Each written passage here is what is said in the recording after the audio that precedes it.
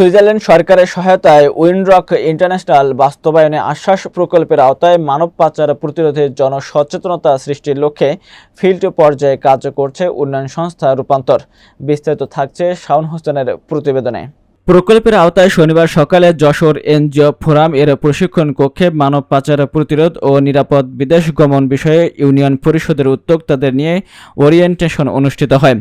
আশ্বাস প্রকল্প সমন্বয়কারী রবিউল ইসলাম বাবুর সভাপতিত্বে প্রধান অতিথি হিসেবে উপস্থিত ছিলেন যশোর জেলা স্থানীয় সরকার শাখার উপপরিচালক জনাব মোহাম্মদ রফিকুল হাসান।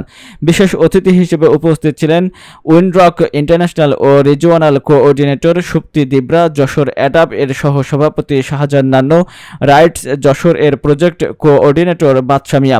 ওরিয়েন্টেশনে অংশগ্রহণকারী হিসেবে উপস্থিত ছিলেন যশোর জেলার মনিরামপুর সদর ও চৌগাছা উপজেলার 15টি ইউনিয়ন এবং ঝিনাইদহ জেলার মহেশপুর সদর ও কোটচাঁদপুর উপজেলার 12টি ইউনিয়নের মোট 30 জন উদ্যোক্তা।